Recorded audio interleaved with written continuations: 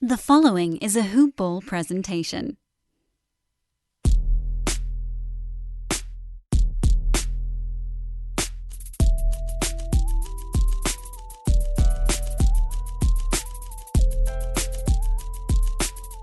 Well, Lakers basketball is officially back, and we could not be happier about it. JC, Lakers are about to come back on the TV. How you feeling about it, sir? Feeling really good. Today, didn't watch the Lakers, but I did watch Clippers, Magic, Nuggets, Wizards. I was watching a little bit of the Heat. I forgot who the Heat are playing just now, but yeah, I watched live NBA basketball today for the first time, and it was great. It almost feels like Summer League, but just with the best players on the planet. So that's the best part about it.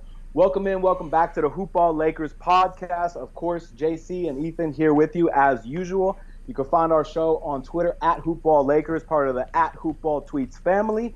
And you can follow us on Twitter, JC at JCDeLeon1 and me at Ethan_Noroff, Norof. JC, I cannot believe that there is basketball on the TV that is not an archived recording from 1993. Yeah. I'm not one to watch those historic games too much. I might peek in here and there. But my thing is, man, once you've experienced something, once you've seen it, it's really hard to have that same, at least for me, it's hard to have that same anticipation, that same juice, that same adrenaline running through your system when you already know what's going to happen. I'm the same way. Some of my friends that don't really like sports, they get surprised when they hear me say that I won't watch a game if I missed it and once I know the score. I'll look at the stats, I'll look at the highlights, but I won't sit down and watch the whole thing. And that's surprising to some of them, but yeah, I'm the same way. Yeah, it's not really so much for me. I'd rather watch other stuff, but soon enough, and really soon enough because it's here, we don't have to do that anymore. We got basketball back on the TV. Right before we came on the air and we started recording, you had a great phrase, and I'm going to take it and give you credit. You said, I want to talk about observations in the bubble, thoughts in the bubble. I love it. And right now, the NBA bubble is looking pretty strong given the latest test results release. That zero of, I believe it was 346 or right around that number, total players had tested positive upon that round of testing. So that's certainly encouraging. You've got a lot of key players back in camp with their teams who may have been diagnosed before but have thankfully since recovered. How do you feel about this bubble? Do you feel like this is going to work, or do you feel like this is set up for some sort of disaster like others feel? I think it is going to work, just because the data on wearing masks alone is, and I wish more of the country would wear the masks, but yeah, the data on just wearing the masks alone it reduces your chances of catching COVID so much, whether it's a simple cloth mask or an actual like N97, 95 official like face mask, medical face mask. So yeah, I think if they monitor the ins and outs correctly and the players sort of follow the directions and things like that, I don't see any reason why this wouldn't work. You mean you can't be having Instagram models showing off their DMs talking about how they've already been invited to the bubble like we've seen? Is that what you're talking about? Yeah.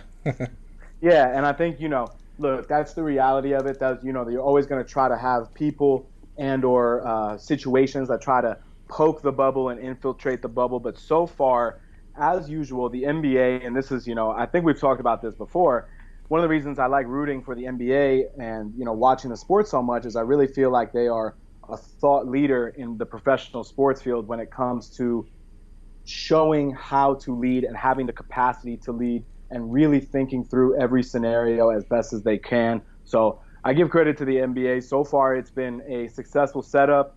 And, to my, I guess not surprise, the only team that's really got decimated is I was going to say the New Jersey Nets, but that dated me, the Brooklyn Nets, because they look like a training camp team out there. And obviously the Washington Wizards without Bradley Beal, it sounded like he was going to opt out anyway, but then he had the shoulder injury. So I don't think those two teams are going to go very far very quickly. No, not at all.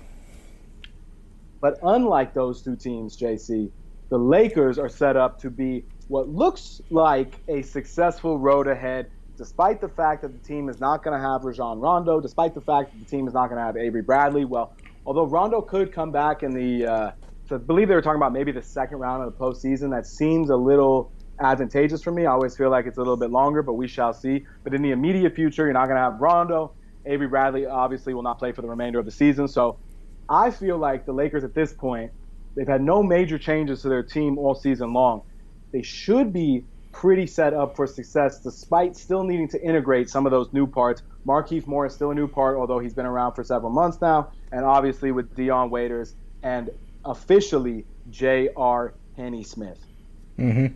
Yeah, from what I've seen I've watched a lot of players' Instagram videos and vlogs and things like that. And JaVale McGee's got a pretty good one that he posts almost daily. Yeah, Jr. and Dion seem to be fitting themselves into the team pretty well. I know Dion has sort of had. I don't know if he personally had issues with like playing with LeBron in Cleveland, but I know since then Dion's kind of been humbled a little bit, and so he can't kind of have that same attitude where he's thinking he's the same type of scorer shooter he was when he thought he was when he was in Cleveland, and so I think he'll fall in line a little bit more. And I've always said I believe in the influence of LeBron James and how positively he can impact guys like J.R. Smith, and Dion's another one of those guys. Oh no, of course the LeBron factor is huge, and I don't think either of those guys, and certainly not both, would be in Lakers purple and gold if it weren't for LeBron's presence on the roster. But at the same time, I think what you said has value in terms of Dion and JR needing to fulfill very certain roles, because if they come in and they try to be those gunners that they might have played in the past, of course Dion more recently than JR, then what's going to happen is they're going to find themselves sitting on the bench, and guys like Alex Caruso, Danny Green, and KCP are going to be playing a lot more. Mm-hmm. Yeah, absolutely. And I'm still of the mindset, personally, that while Dion very well may move into the rotation, I still feel like J.R. Smith is more of an insurance policy at this point, just because despite not having Avery Bradley and Rondo available, you still have those three guys that I just talked about ahead of those. You still have Kuzma. You got to get him minutes. You still have Markieff Morris. Those are guys who should probably be playing over those two. So I'd be curious on your take on that. Do you think it's Dion who slides into the rotation, or do you think it's JR? And do you think there's room for both of these guys to be in the rotation on a regular basis? I don't know about regular basis, but like I wouldn't be surprised if, even though he was the last signee, if JR does get more minutes than Dion, because I think he brings a lot more to the table defensively than Dion might. I'm curious to see it because the last time J.R. Smith played in an NBA game was almost 2 years ago. Mm-hmm. And so while I'm not saying it's impossible, I just feel like that's a long time to have that sort of layoff and come in and be an instant impact player, because especially on this team, as we were talking about before we got started, these games that the squad has ahead of them, not including the scrimmage games, which kick off on Thursday, but when you look at the rest of the regular season for the Lakers, it's the Clippers, it's the Raptors, it's the Jazz, it's the Thunder, it's the Rockets, it's the Pacers, it's the Nuggets, and then it's the Kings, if you want to call that a let-up game. So for me, while some other teams may be thinking about this opportunity as a way to get sort of a tune-up, or maybe even get some of their other players involved before the postseason begins, I know that the Bucks were a team that were kind of discussing how they were going to utilize this portion of the schedule. I think the Lakers got to come out with sort of, pedal to the metal in order to prepare for a deep postseason run. Obviously, this team wants to go to the finals, right? Yeah, I don't know if anyone truly knows what the Lakers' plan is going to be as far as the rotation, because I did watch one video that speculated that now might be a good time to see how kind of the three young guys, Kaycock, Antetokounmpo, and Horton Tucker, would kind of fit into the rotation, if at all. And yeah, I don't know if now's the time to try to fit those guys in when you've got veterans like Dion and JR and Markieff who still kind of need to be, implemented. When the Lakers have had really good or great teams, and they're not, unique in this particular sense, but when they've had these really good or great teams, it makes that player development piece much more of a challenge. Now, obviously, the development of the G League, and you see that with a guy like Alex Caruso, obviously amongst many other, not to mention Kaycock and Antetokounmpo, right? There is a support in place that didn't exist, during the days of Shaq and Kobe running around, right? But at the same time, it's very hard to get these moments for these young players because while not all of them are deer in the headlights necessarily, but a lot of them, when they do get that opportunity on this level, they're playing tentatively. They're not necessarily playing freely because every time they make a mistake, and they will come, they're young players, right? Everybody makes mistakes anyway.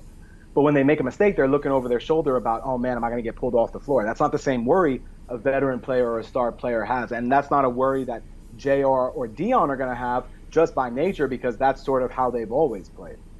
Yeah, absolutely. And I think that's one of the things the Lakers, they're going to be continue to be considerate of.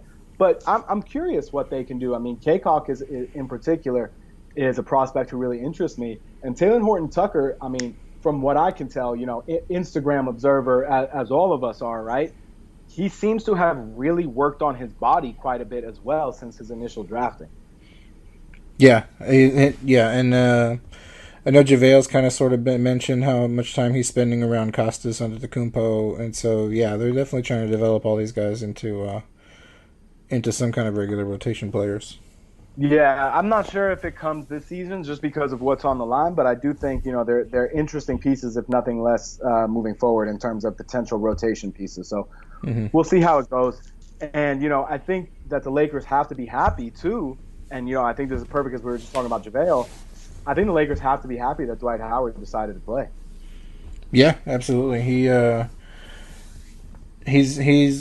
yeah, his messages and Instagram and everything has been positive, and I've sort of liked the energy he's bringing and his motivation has been there all season. It seems like it's still there. So yeah, I'm excited to see what he's going to bring.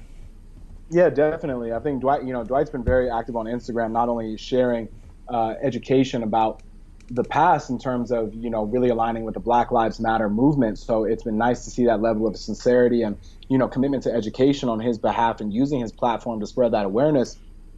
But additionally, he's been very active on Instagram Live. In fact, he's even had sessions where he's brought fans onto video, to kind of not show them the bubble, but because we can all see that on the other side of his phone, but in order to interact with them. And I think it's good for these guys too. It gives them sort of in a weird way, right, this unprecedented level of access to the fan base, despite not being able to connect in person. They now have the opportunity, should they desire to do so, to really interact with fans in such a way that may not happen during a quote unquote regular season, just because you get caught up in such the grind of everything. So I think that could be one potential positive that comes from all this. And I think we all look for those things in this challenging climate, right? It's one of my biggest observations of the NBA bubble as a whole. Like, I've been obsessed with the NBA Bubble Life Twitter account. But even today, after watching the games, the NBA hadn't really showed off the arena design up until today when they sort of unveiled it, and everything seems to be revolved around the comfort of the players. Like, there's so much space on the sidelines and on the baselines to roam. There's no people there. There's no photographers there. It seems all about the player safety. The bench area is nice and wide. They've got enough room. It looks similar to like a hockey rink where the bench areas are sort of separate from everything else, and the players are spread out. And yeah, and players are revealing a lot more of their personalities, whether it be like on Instagram or streaming Call of Duty on Twitch. I think it was Drew Holiday that mentioned it is a little unfortunate we haven't seen LeBron IG Live too much, because I think a lot of people are curious about like what his room looks like and what he's been doing. But I think Drew Holiday mentioned how he was somewhere and he was in the same room as LeBron, and he sort of made mention how comfortable LeBron seemed, and he was like, he probably hasn't been that comfortable since the ninth grade. Like, there's no fans that are going to come up and bother him. He doesn't have to like put on an act. He's around other basketball players. Like, he can just be himself in this bubble, and that's a really interesting thought. Yeah, because it's a very freeing one, despite being in a contained environment, right? And so I think that's really a pertinent thing to bring up. And I think a lot of players, might not, they obviously don't subject themselves to the level of scrutiny or following that LeBron does, just because he's obviously a global brand and icon.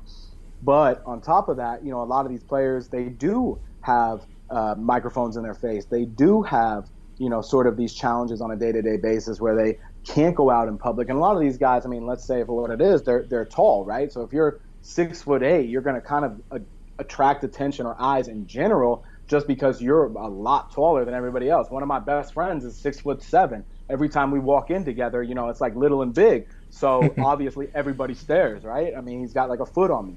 So I think that for a lot of these guys to be on, quote unquote, equal footing in terms of they don't have to deal with that inside this environment. I do think there's a freeing nature to that, and connected to that, right? We've seen some of these funny or alcohol-based, I should say, really more specifically, videos emerge from the bubble. Whether it's JJ Redick, in the little kiddie pool, or Myers Leonard shotgunning a beer and calling himself the champ, or even Josh Hart chugging wine straight out the bottle. And so, I don't know what else you might have seen, but for me, I feel like, it also helps fans in a weird way connect with these guys to know, oh man, they're more similar to us than we think sometimes. Yeah, like I've enjoyed watching those videos. Enjoyed watching the guys like go fishing. That's been fun. Yeah. Tobias Harris has a funny like video series where he goes and like tries to spy on Boban and Luca because he's I guess he's bummed that they're not teammates anymore. Oh And yeah, he's best friends with Boban. yeah, he sort of like spies on Boban and Luca, and he's like, look at him with his new best friend. That's awesome, and I think stuff like that, gives fans and everybody a window into the quote unquote personal lives of these guys that we wouldn't necessarily see because of other commitments, constraints, et cetera, in the normal setting. And so, my question at this point is just going to be, when are we going to see J.R. Smith pull out the bottle of Henny on Instagram Live? But, if the Lakers win the championship, I think everybody lets it slide, even though we call it a mistake. And you know what, JC? Thinking about mistakes, all right, I have a whole setup at home, right? When it comes to my bathroom, I take a lot of pride in this. And as a man who likes to shave his head, right, it's important for me to have a good pair of clippers. But, I also have to have a second pair of clippers because you got to make sure everything is trimmed tight and ready to go. However, this one time, I forgot that I put my trimmers for the other part of my body into the space where I normally keep my head trimmers. And I was about halfway through my haircut when I realized what I was doing.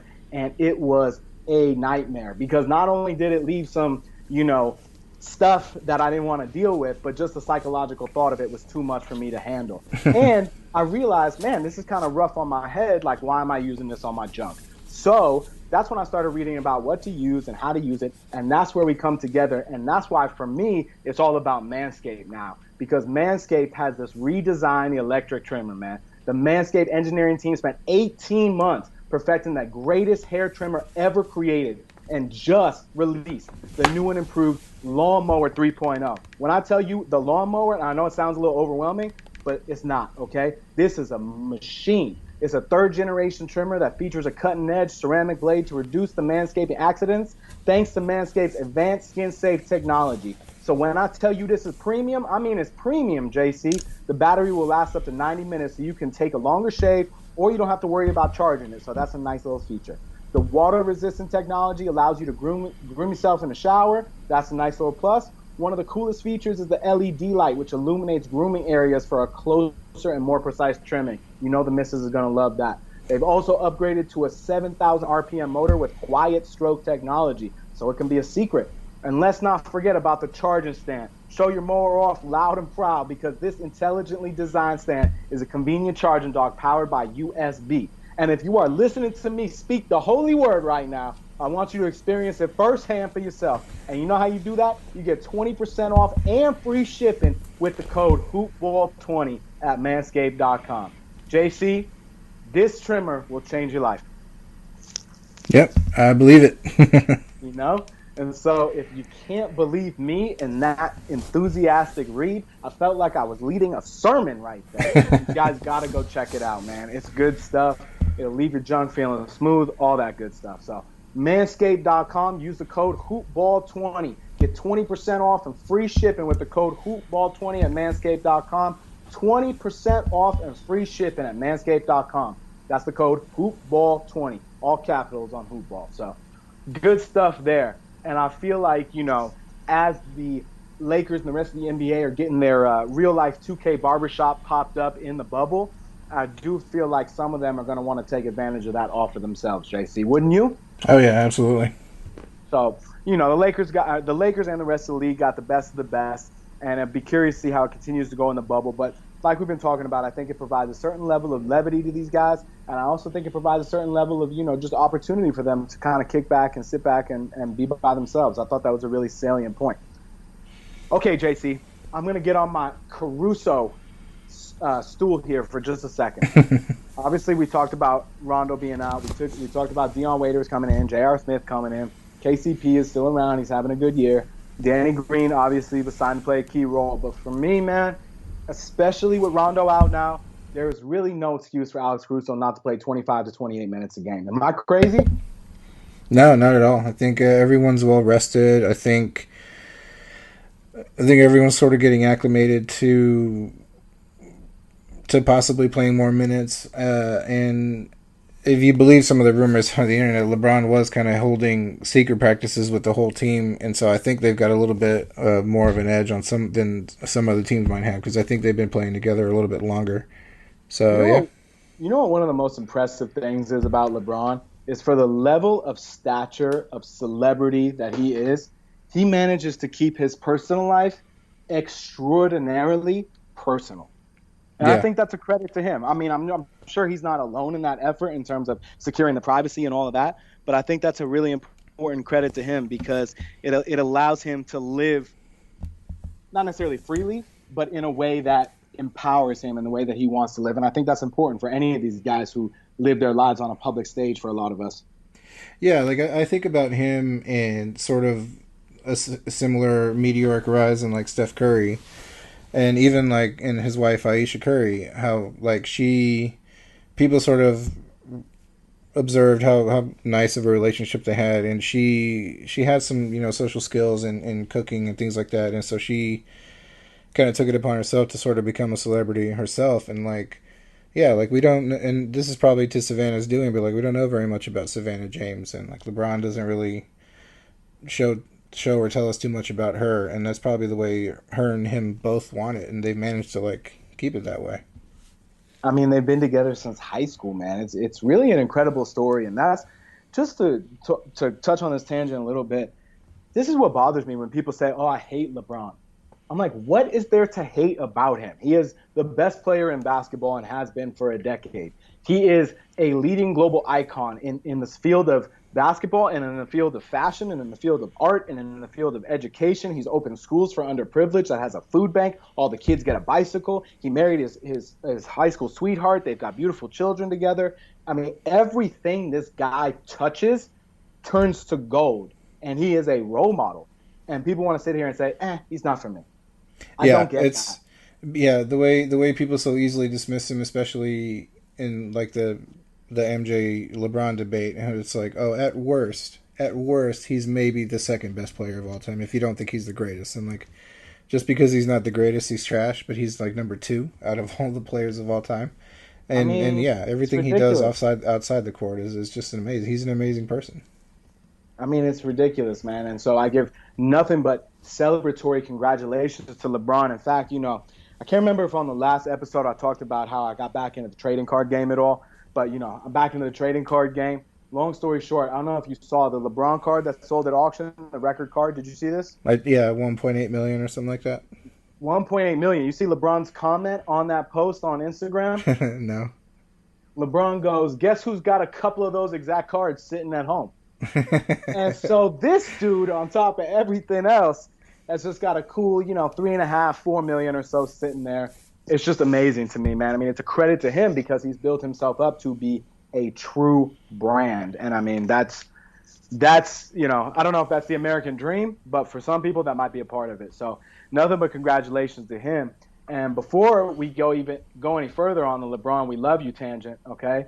I think that what we should be discussing is the Lakers play an actual game. And although it's not a game that counts, right, with air quotes around it, it is a game that counts because it'll be the first one that they play in, 4.5 months, something like that. So from that perspective, the Lakers have 3 upcoming scrimmages before the season kicks off once again. It's Dallas on Thursday, it's Orlando on Saturday, and it's Washington on Monday before the season restarts the following Thursday. So, JC, I know we were talking about before we started here that really of these 3 scrimmage games, the Mavericks are really the only game you can probably take anything away from, just because you're not going to be expecting to play the Magic or the Wizards at any point moving forward. So what are you looking for, if anything, from this Lakers team? And it could be from the first game or, any other, if it's just something team specific. Yeah, I think I'm looking to see how Frank Vogel's going to use his rotations and like when he's going to insert some of the newer pieces and yeah, like how many minutes Caruso's going to get or where he's going to get them. I think some of the observations I had from the games today is as to be expected. Like there's a little bit of rust. I don't know how many minutes like LeBron's going to play. Like today, the Clippers played and Kawhi. He only scored 9 points. He played. Pulling up here how many minutes he played. He played. Yeah, he played 19 minutes, and Paul George also played about 19 minutes. So, yeah, you're not looking for a lot of minutes from your big like Anthony Davis or LeBron. But yeah, I think you're going to see a lot of minutes from Caruso. You'll probably see some minutes from JR to see how well or what kind of shape he's in, as well as Dion. Yeah, I mean, I think the benefit that Dion has had is that he was with the Lakers just before everything hit the fan, so to speak. And in fact, one of the last games the Lakers played at Staples Center this year was the game against the Bucks. I think it was the Friday night before the week before the league was postponed indefinitely. And I was actually at that game because my neighbor has been a season ticket holder since the Lakers moved here, and he's got 12 season seats. So we'll talk about that a different time. But he took me to the game, and one of the reasons that I went, despite knowing that there was, some level of risk, right? I mean, obviously, because you had heard the reports up until this point, et cetera, et cetera. I was like, I don't know when the next time I'm going to get to go to a live sporting event is. And so, I'm going to take this risk right now. Obviously, if you presented me with the same risk, yesterday or today, I'm probably making a different decision, right? I mean, granted, masks have come into play and all that, but I'm probably still making a different decision. So grateful to be able to see that one. But I think for the Lakers, this is going to be a true test of focus, of grit, of balls, of desire. And I think for these newer pieces, they're going to have to really sort of prove to not only themselves, but also to the guys around them that they're united around a common goal and they're not in it for selfish reasons, because this team has done a really good job of being selfless for the most part throughout the season prior. Yeah, I 100% agree.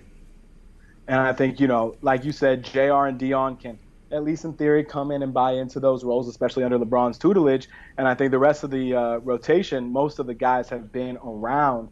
Dion has had the benefit of, working with Lakers, or I guess under the advisement of Lakers training staff, whereas JR is obviously now just coming into the mix. So I do think the Lakers will get some of those newer pieces in there, like you said, just to get a look at them. But I also think that they have to use these scrimmage games to really tune it up before the schedule begins. So, obviously standing-wise, they're in a pretty decent position. But at the same time, you don't want to be going into the postseason riding that negative momentum, especially if you got to play a team like New Orleans, who might be creeping for that 8 spot in the first round.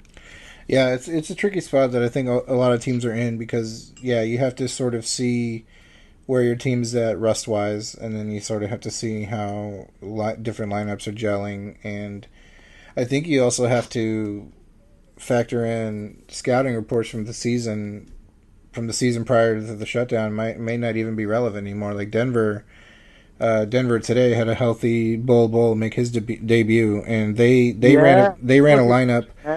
They ran a lineup where Jokic was a guard, Bol was a small forward. I forgot who their center was, but they ran a lineup where their shortest player was 6'5", and then there was 6'7", 6'8", 7'2", and 7'1". And so, like, that's a really tough lineup to rebound. Yeah. It's funny you brought that up because I was actually going to ask you if there was a lineup, like sort of a lineup combination that you really haven't seen the Lakers utilize this season that you kind of want to see them with get funky before the games start. Because right here written down on my notepad, I have this lineup of LeBron, Kuzma, Markieff, JaVale, and Dwight that I would just love to see because it's so much size. Now, I don't think there's going to be enough spacing on the floor for that to be a reality, but I think that's just a lot of size, and I think it throws teams off when you say, hey, yeah, my point guard is LeBron and my shooting guard is a 6'10" Kuzma, so good luck, Yeah. So, yeah, I think the Lakers are in a position where they can go big like a team like Denver can, but I don't know if anyone can go quite as big as Denver went today, especially with Bol playing pretty well. Did Bol play small forward? He did. Oh man, I saw that dunk that he had just real quick. That was nice. But I Y- think it's gonna be interesting because do they play Millsap in that lineup or no? I think they did a little bit. Yeah, curious, man. That's a tough team. That's a Yeah, for tough sure. squad, man.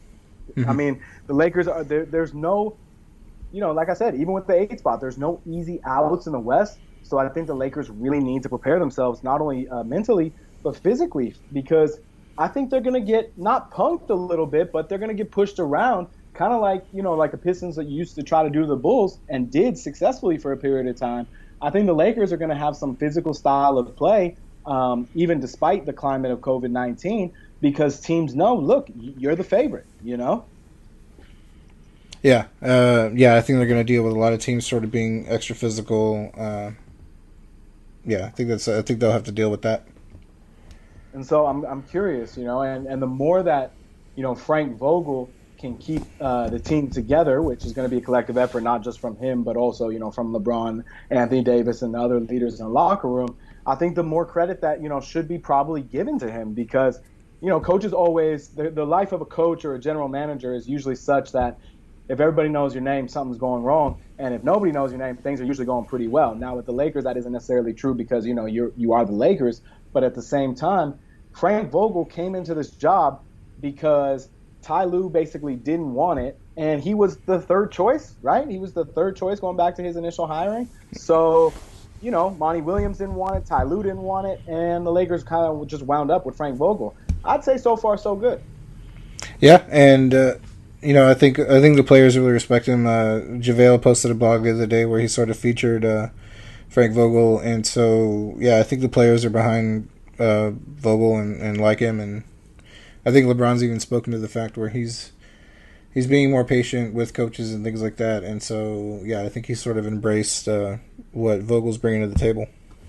This team has a definite level of maturation to it. They seem to have the intent to focus on a greater goal, and they obviously have the talent to get it done. So I'm incredibly excited that Lakers basketball is back. I'm incredibly excited the NBA is back as a whole, and I think this Lakers team, for the first time in a while, we and all Laker fans, JC, can sit here and say this team has an actual legitimate chance of doing something versus teams in the past, especially in recent years, where you say, it'll be fun to watch the kids play, and then we'll watch somebody else come playoff time. I think if the Lakers fall short of the finals, I think it's considered a disappointment, right?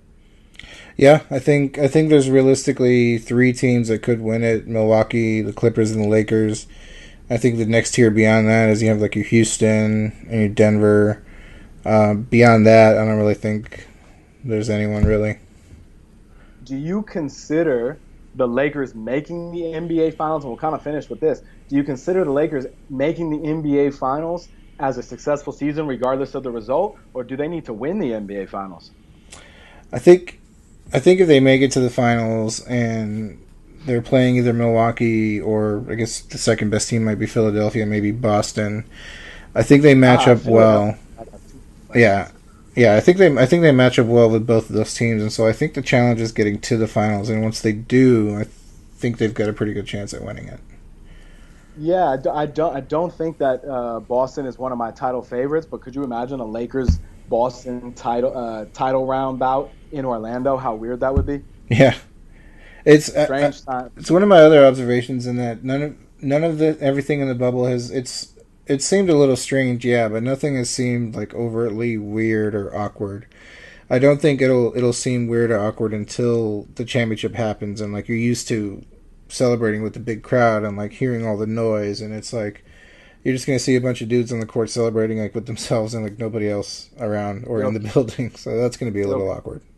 I feel like it'll be kind of like a TBT tournament, something like that, or a Yeah. AAU tournament. I don't know. We'll see. No fans in the building, but obviously there'll still be noise, and you might even hear a little bit more of the action as a result. So, as a reminder, the Hoopball Lakers podcast. You can follow us on Twitter at Hoopball Lakers. You can follow the whole Hoopball family at Hoopball Tweets. Of course, we have plenty of other team shows from the Grizzlies, Kings, Nets, Rockets, Grizzlies. I said that already, but you name it, we got it. JC, anything else you want to add? Nope, not that I can think of. I'm just excited to get back to watching basketball. You follow him on Twitter at JCDeLeon1 for his basketball musings. You can follow me on Twitter for basketball and a whole lot else at Ethan_Noroff. Appreciate you guys listening. And the next time we talk to you, we'll have actual games to discuss. And until then, we out.